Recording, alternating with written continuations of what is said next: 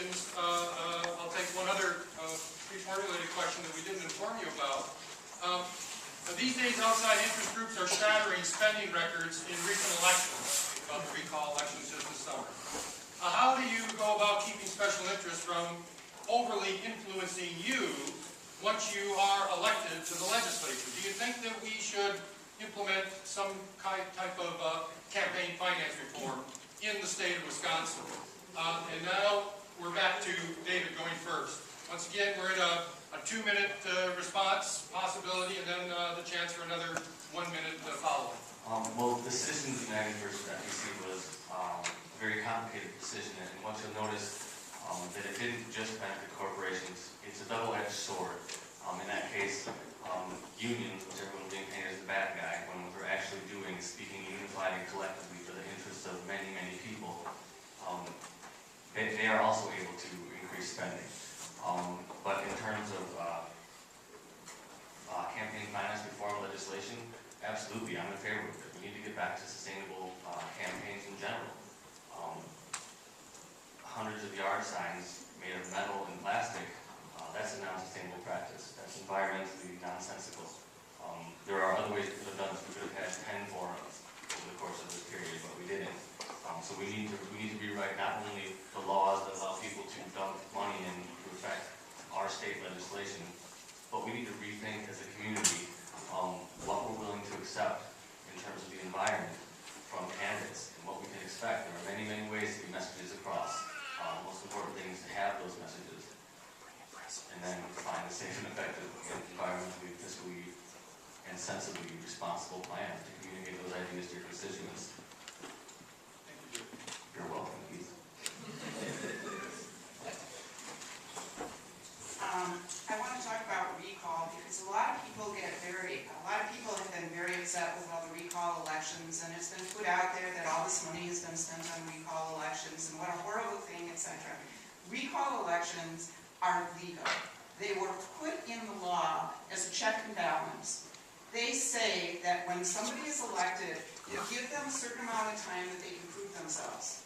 But if they aren't being accountable to their constituents, then there is a process, and it's a difficult process, to be able to make them come back and earn the vote of the citizens. And that's what recall is about. It is a legitimate means for the citizenry to hold their elected officials accountable. So I just wanted to I wanted to be able to talk about that and clear that up in my mind, that this is democracy.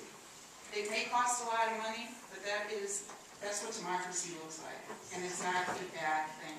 It takes a majority of people to be able to get a recall petition, to have a recall election, and then it takes an election, and that's democracy. Now, when it comes to interest groups and campaign financing, yes, there has to be a stop of this. I look at how much money is spent on campaigns, and I look at the budget for the La Crosse School District, and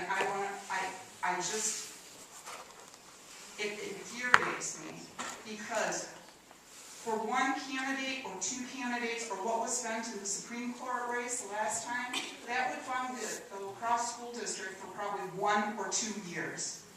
Now, something is wrong when we are spending that amount of money to get people elected and put into office, and yet we turn around and then we cut budgets of our social programs. There's something wrong with that. Well, I think that it was interesting that we had all the money spent in Wisconsin. It was certainly a boon to the economy and the interests of people who were in these groups that work together to try to secure your goals. Spent a great deal of energy to do that. And I personally don't think that anybody in the government has showed any stomach to change anything right now. So, being newbie at the legislature and the assembly, this may come up, and we'll have to vote on it through your input, and if that's a viable way to get it, I hope that you have input, and we'll work on that if that's what you want. So thank you. So the questions about outside interest groups influencing elections? Yes. Yeah, And campaign finance reform. Okay, thank you. There's a problem with outside interest groups influencing elections in Wisconsin and other places. When $3 million was put up against Ron Kine by outside groups that are from our state, that's a problem. When Steve Doyle on the 94th had some nasty, not even distortions, they were outright lies, and they were sent to people, all the voters in his district, including his own house. That's a problem. There's nastiness involved in that people do not like, and they are tired of it, and it's got to stop. There's no accountability. In the very least, I think we have to have a disclosure of the contributors to those third-party organizations. I don't think you should just be able to secretly give your money, and then it comes out as advocates for American action, or people performing past practices. I think that you have to say who you are, you have to be accountable for them, and you're putting in 2 races. Anyone may have a 1-minute follow-up if you care to take advantage of it. Okay, so let's go on. Now we're beginning to get questions from the audience.